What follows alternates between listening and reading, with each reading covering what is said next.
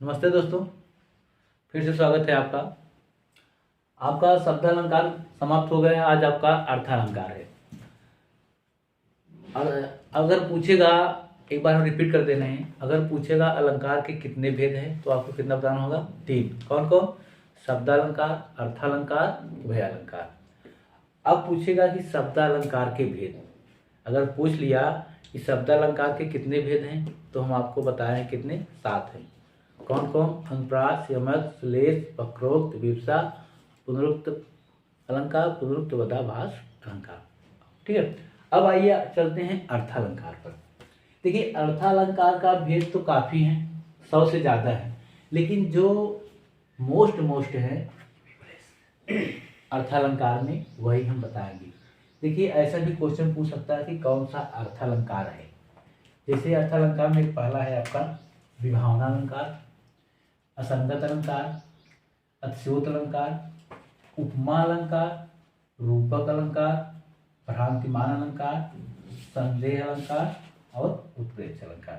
देखिए, इतना हम बता रहे हैं, इतना से आपका पूरा यूपीपी में फंस जाएगा। जहाँ तक मेरा मानना है आ जाएगा, इससे बाहर नहीं पूछना चाहिए। और आपका क्लास लगभग समाप्त होने के कगार पर है। बस कुछ एक आध दो टॉपिक बचे हैं, इसके बाद आप रिवीजन करते रहिए। जितना हम क्लास आपको पढ़ा दिए हैं उसको एक बार जरूर देखा करिए। हमारा क्लास तो बहुत छोटा छोटा रहता है, आप लोग उसको भगा के एक बार अपने कान में सुन लिया करिए तो वो चीज़ याद आ जाएगी। ठीक है। अब चलिए अर्थालंकार के भेद में। देखिए, अर्थालंकार का भेद नहीं पूछेगा क्योंकि इसके भेद काफ़ी हैं। अगर पूछेगा कि शब्दालंकार का भेद पूछ सकता है, ये पूछेगा कौन सा शब्दालंकार है, कौन सा अर्थालंकार है। तो अर्थालंकार हम मोस्ट आपको बता दिए हैं और शब्दालंकार के लिखवा दिए हैं जितने हैं। तो इस अगर शब्दालंकार के आप सातों याद कर लेंगे तो अर्थालंकार ऑटोमेटिक आपको आ जाएगा, चाहे जितना भी भेद पूछे। ठीक है। अब चलिए इसमें चलते हैं सबसे पहले किसमें भैया? विभावना अलंकार में।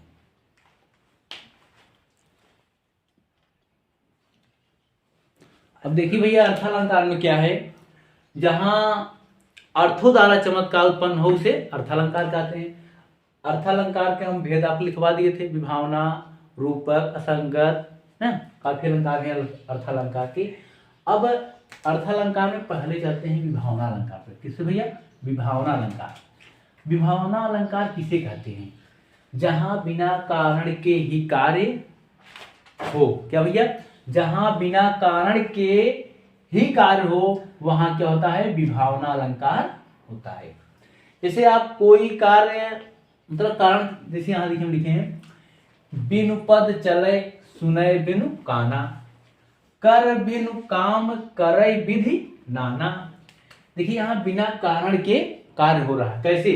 बिनु पद, बिन माने बिना, पद माने पैर, चले माने चलना, सुनय बिनु काना मतलब सुनय बिनु काना मतलब बिना कान के क्या कर रहा है भैया? सुन भी रहा है। फिर क्या देखिए? कर बिनु काम, कर माने हाथ, बिना हाथ के क्या कर रहा है? काम, करय विधि नाना मतलब उसके पास ना तो पैर है, ना तो कान है, ना तो हाथ है, तब भी कार्य हो रहा है। तो कारण क्या भैया? बिना कारण के कार्य हो रहा है। तो कौन सा अलंकार होगा? विभावना अलंकार। समझे नहीं आप लोग? एक बार फिर देखिए, विभावना अलंकार कहाँ होता है? जहां बिना कारण के ही कार्य हो वहां विभावना अलंकार होता है। जैसे बिनु पद चले सुनय बिनु काना, कर बिनु काम करे विधि नाना। ध्यान दीजिएगा, बिनु पद, पद माने मालूम है पैर, बिन मतलब बिना पैर के चल रहा है, उसके पास पैर नहीं है तब भी इसमें दिखाया जा रहा है कि चल रहा है। बिना कारण मतलब बिना कारण के कार्य हो रहा है, बिना पैर को चल रहा है। सुनय बिनु काना, सुन रहा है लेकिन उसके पास कान नहीं है। देखिए, सुनय बिनु काना कहने का तात्पर्य बिना कान को सुन भी रहा है। फिर कर बिनु काम करय, कर माने हाथ होता है, बिना हाथ के भी कार्य कर रहा है, करय विधि नाना। कौन सा अलंकार हो भैया? विभावना अलंकार। एक उदाहरण और देखिए, जैसे आनन रहित सकल रस भोगी, बिन वाणी वक्ता बड़ जोगी। आनन माने क्या होता है? सिर या मुंह, ना मुख। रहित सकल रस भोगी, बिन वाणी, वाणी माने वाणी, वक्ता माने बोलने वाला।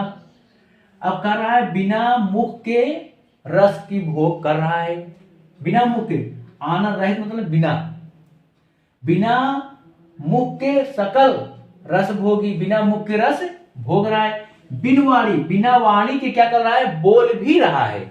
तो बिना कारण के कार्य हो रहा है। यहाँ पर कौन सा अलंकार हुआ, यहाँ विभावना अलंकार। चलिए अब चलते हैं दूसरे अलंकार पर। समझ गए ना आप लोग। देखिए ना समझ में आए, एक बार, दो बार, तीन बार, कई बार रिपीट करके अगर देखेंगे आपको समझ आएगा। जहां बिना कारण के ही कार्य हो जाए वहां विभावना अलंकार होता है। ये हम उदाहरण बता दिए हैं, इसका अर्थ भी बता दिए हैं। इस तरह से आप लोग समझ जाएंगे कौन सा अलंकार है। चलिए दूसरे अलंकार पर चलते हैं। देखिए इसमें सर आप लोग विशेषक अलंकार, अभी हमने आपको बताया विभावना अलंकार। देखिए जो कंफ्यूज होगा यहीं आपको पता चल जाएगा, कंफ्यूज हम आपका दूर कर देंगे यहीं। वहां क्या था, विभावना अलंकार में बिना कारण के ही क्या होता था, कार्य हो जा रहा था। अब यहाँ क्या है भैया, जहां कारण होने पर भी कार्य न हो वहां विशेषक अलंकार होता है। वहां क्या था, बिना कारण के ही कार्य हो जा रहा है। अब यहाँ क्या है, जो कारण है तब भी आपका कार्य नहीं हो रहा है। जैसे देखिए, पानी बीच में मीन प्यासी, मोह सुन सुन आवै हासी। ये बताइए मछली कहाँ रहती है, जल में। कह रहा है कि पानी बीच मीन माने मछली, मीन प्यासी। अब बताइए, खुद जल में रह रही है पानी, तब भी उसको प्यास लगी है। किसको, मछली को। सुन सुन के आवै हासी। देखिए कारण क्या है इसमें, पानी तो है फिर भी कार्य नहीं हो रहा है, मतलब फिर भी मछली आपकी प्यासी है ना। कौन सा अलंकार हुआ, विशेषक अलंकार। और उसमें क्या था, विभावना में, उसमें कारण, बिना कारण के ही कार्य हो रहा है। किसमें, विभावना। इसमें कारण होने पर भी कार्य नहीं हो रहा है ना। अब ये देखिए भैया दूसरा नंबर उदाहरण, नीर भरे नित्य प्रति रहे तउन प्यास बुझाए। नीर माने जल, जल रहने पर भी नेत्रों का, नेत्र ये आपके नेत्र, तब भी इनकी प्यास नहीं बुझ रही है। कौन सा अलंकार हुआ, विशेषक अलंकार। समझ गए आप। फिर से समझिए, विभावना अलंकार कहाँ क्या था भैया, जहां बिना कारण के ही कार्य हो जा रहा था। बिनु पद चले सुने बिनु काना, बिना पैर के चल रहा था, बिना कान के सुन रहा था। इसमें क्या है देखिए, वहां मतलब बिना पैर के चल रहा था, बिना कान के सुन रहा था। किसमें, विभावना अलंकार में। और इसमें क्या है, कारण तो है, कारण है तब भी उसका कार्य नहीं हो रहा। जैसे पानी बीच में, कारण क्या है, पानी तो है, मछली तालाब में ना, फिर भी क्या है, वो प्यासी है। मोह सुन सुनी आवे हासी, सुन के हंसी आ रही है कि पानी के बीच मछली है तब भी प्यासी है। नित भरे नित प्रति रहे तउन प्यास बुझाए। नीर माने जल, नेत्र, जल से भरे नेत्र को भी प्यास नहीं बुझ रही है। कौन अलंकार हुआ, ये विशेषक अलंकार। ठीक है, चलते हैं तीसरे अलंकार पर। भैया इसमें देखिए असंगत अलंकार में क्या है, जहां कारण कहीं हो और उसका कार्य कहीं हो वहां असंगत अलंकार होता है। ध्यान दीजिएगा, जहां कारण कहीं हो, कारण कहीं हो और उसका कार्य कहीं और हो, वहां क्या अलंकार होगा, असंगत अलंकार। देखिए सभी में कारण कारण आ रहा है, आप लोग कंफ्यूज मत हो। जैसे बताते हैं, ये इसको दरवाजा बंद करिए।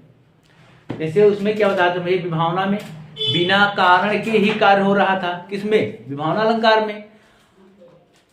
और इसमें और तो बताया आपको, एक विभावना के बाद आपका अलंकार एक था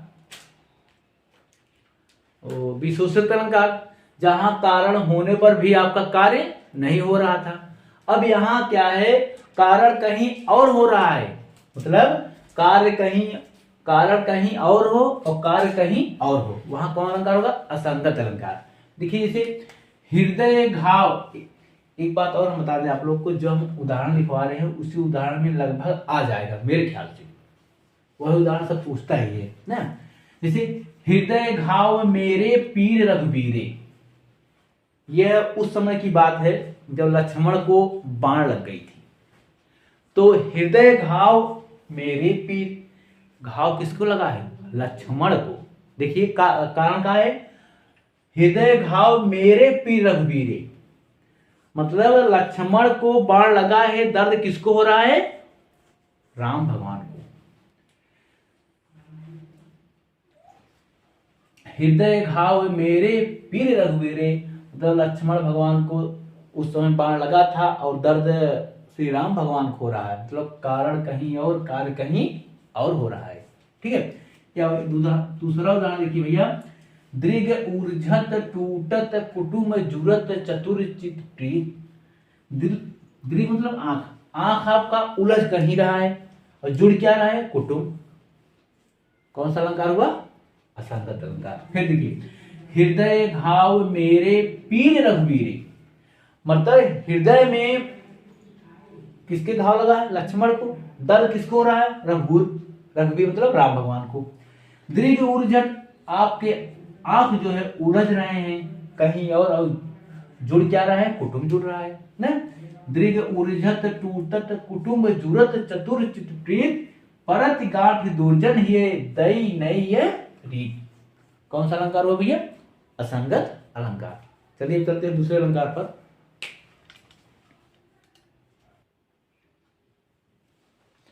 इसमें देखिए भैया, अतिशयोक्त अलंकार में जहां किसी वस्तु का बढ़ा चढ़ाकर वर्णन किया जाए वहां अतिशयोक्त अलंकार होता है। अतिशयोक्त का अर्थ ही है किसी को बढ़ा चढ़ाकर वर्णन करना। देखिए इसमें पहला उदाहरण क्या भैया? लहरे व्योम चुमती उठती, लहरे व्योम चुमती उठती। लहरें माने समुद्र की लहरें, व्योम माने आकाश, चुमती मतलब छूना। यहां दिखा रहा है कि लहरें क्या हैं? आकाश को छू रही हैं। बढ़ा चढ़ा के वर्णन किया ना। लहरें क्या है? जो लहरें उठती हैं समुद्र में, वो किसको चूम रही है? आकाश को। कौन सा अलंकार हुआ? अतिशयोक्त अलंकार। दूसरा उदाहरण देखिए, आगे नदियां पड़ी अपार, आगे नदियां पड़ी अपार घोड़ा कैसे उतरे पार। मतलब आगे जो नदी है बहुत बड़ी है, घोड़ा कैसे उस पार जाए। राणा ने सोचा इस पार, राणा ने इस पार यही सोच रहे हैं कि आगे नदियां बहुत बड़ी है, आगे जो है नदियां बहुत बड़ी है, कैसे घोड़ा मेरा डाकेगा। तब तक चेतक था उस पार। इतना सोचते सोचते तब से घोड़ा चेतक में राणा का घोड़ा का नाम क्या था? चेतक। तब से वो डाक गया उस पार। तो कौन सा अलंकार हुआ? अतिशयोक्त अलंकार।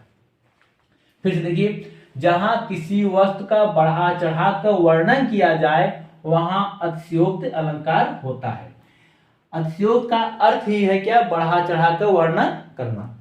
अब इसमें देखिए एक उदाहरण भैया, लहरे व्योम चूमती उठती। लहरें जो हैं, व्योम मतलब आकाश होता है, क्या कर रही? आकाश को छू रही हैं। देखिए अब कोई होता है लहर छू सकती है? नहीं छू सकती ना आकाश को। तो इतना बढ़ा चढ़ा के वर्णन किया है। कौन सा अलंकार होगा? अतिशयोक्त अलंकार। और एक उदाहरण ये देखिए, आगे नदियां पड़ी अपार घोड़ा कैसे उतरे पार। राणा ने सोचा इस पार। अब आगे जो है नदियां इतनी बड़ी थी, घोड़ा कैसे उस पार डाकेगा? कौन सोच रहा है? राणा ना। तब तक चेतक था उस पार, इतना सोचने के पहले ही चेतक उस पार चला गया। मतलब सोचने से पहले ही काम हो गया, मतलब इतना बढ़ा चढ़ा के वर्णन कर दिया है। कौन सा अलंकार हुआ? अतिशयोक्त अलंकार। चलिए चलते हैं दूसरे अलंकार पर।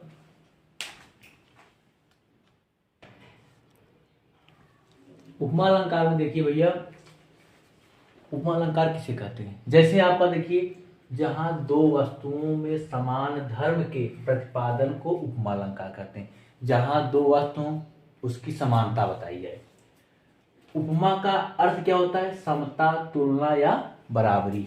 अभी हमने आपको बताया उपमा का अर्थ है समता या तुलना या बराबरी। अब अगर पूछ सकता है कि उपमा अलंकार के कितने भेद हैं, तो क्या बताएंगे आप लोग सुनिए। उपमा अलंकार के कितने भेद हैं? 4 भेद हैं। 4। तो उपमा अलंकार में 4 भेद कौन कौन है? एक उपमान, एक उपमेय, एक साधारण वाचक, एक साधारण धर्म। अब देखिए कैसे आप समझेंगे कि उपमा अलंकार है जहां 2 वस्तुओं का वर्णन किया जाए, 2 रूप में। जैसे एक हम देखिए उदाहरण तौर पर लिखे हैं। देखिए हमने पहले ये बताया है उपमा अलंकार किसे कहते हैं, जहां 2 वस्तुओं के समान धर्म प्रतिपादन को उपमा अलंकार कहते हैं। अब पूछेगा उपमा के कितने अंग हैं, उपमा अलंकार के कितने अंग हैं, तो आप क्या बताएंगे? 4। पहले आप बताएं उपमान, उपमेय, वाचक और साधारण धर्म। अब पूछ सकता है उपमा किसे कहते हैं, उपमेय किसे कहते हैं, वाचक किसे कहते हैं, साधारण धर्म किसे कहते हैं। तो हम एक ही बोर्ड पर बता रहे हैं आपको। देखिए उपमान किसे कहते हैं, पहले इसकी जिससे उपमा दी जाए, कोई वस्तु है उससे उसकी विशेषता बताई जा रही है, तो क्या होगा? उपमान। उपमेय क्या है भैया? जिसकी उपमा दी जाए अर्थात जिसका वर्णन हो रहा है उसे क्या कहेंगे? उपमेय। वाचक क्या भैया? वाचक जो है ज्यों, सम, सा, सी, तुल, सरिस, समान, सदृश, ये सब अगर आ जाए उस पद में तो कौन सा अलंकार होगा? उपमा अलंकार। उपमेय क्या है? जो दोनों में पाया जाए। उपमेय और उपमान के समान धर्म व्यक्त करने वाले शब्द को क्या कहते हैं? साधारण धर्म। अब देखिए कैसे पूछेगा। जैसे मान लीजिए ये पंक्ति दे दिया, पीपर पात सरिस मन डोला, ऐसे पूछेगा। या तो पूछेगा पीपर पात सरिस मन डोला में कौन सा अलंकार है, तो आप सबसे पहले क्या बताएंगे? उपमा अलंकार ना। अब अगर पूछ लिया पीपर पात सरिस मन डोला में कौन उपमान है, तो आप क्या बताएंगे? तो उपमान देखिए भैया, जैसे हमने आपको बताया जिससे उपमा दी जाए, किससे उपमा दी जा रही है? पीपर पास। किसकी दी जा रही है? किसकी? जिसकी उपमा दी जाए, किसकी? मन की। फिर इसमें वाचक शब्द क्या है आप ढूंढिए। वाचक देखिए हम वाचक यहां लिखवाए हैं, ज्यों, शम, शा, शी, तुल, सरिस, सही सा है। ये सब अगर जिसमें आ जाए, मान लीजिए वो क्या है? उपमा अलंकार। ये देखिए सरिस क्या है आपका? वाचक। और डोला क्या है? जो दोनों पीपर पात भी डोल रहा है और मन भी आपका डोल रहा है, जो दोनों पाया जाए वह क्या है आपका? साधारण धर्म। तो इसमें देखिए पीपर पात किसका वर्णन हो रहा है, ये बताइए। मन का हो रहा है ना। किससे हो रहा है? पीपल के पत्ते से। पीपल पत्ते से। तो पीपल का पात क्या भैया? उपमान। सरिस क्या है आपका? बोलिए सरिस क्या है? वाचक शब्द। मन क्या है आपका? उपमेय, जिसकी उपमा दी जा रही है। किससे दी जा रही है? पीपर से। हाँ। डोला क्या है? साधारण धर्म।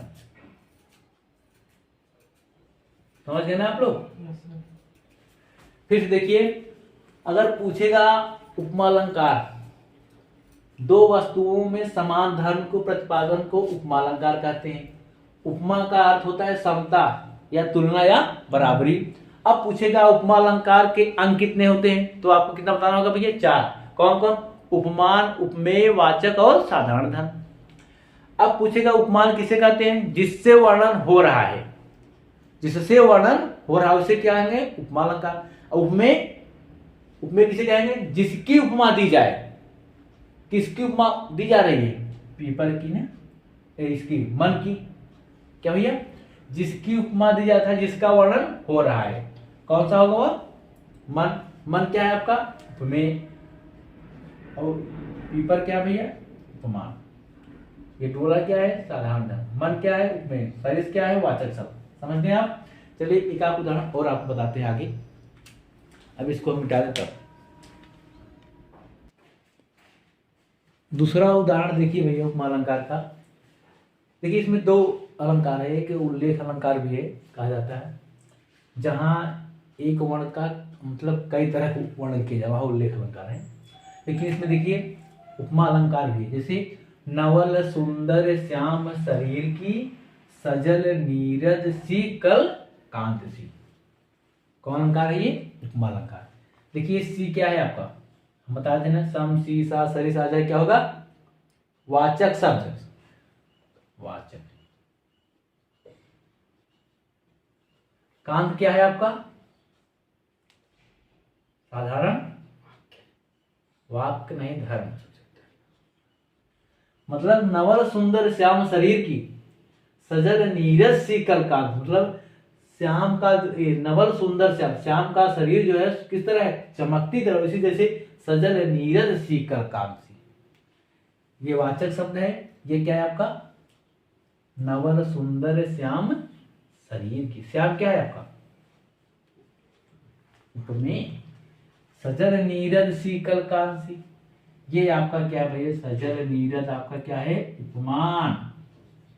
ये क्या है आपका? सुंदर श्याम शरीर उपमेय, किसकी वर्णन किया है? ऊपर में। ठीक है। देखिए अगर पूछता है कौन सा अलंकार हो, अगर उपमा दिया रहे तो उपमा, अगर उल्लेख दिया रहे उल्लेख भी आप इसको मान सकते हैं। ठीक है, आज के लिए बस इतना है, फिर हम नेक्स्ट क्लास में मिलेंगे। ठीक है, नमस्ते, जय हिंद।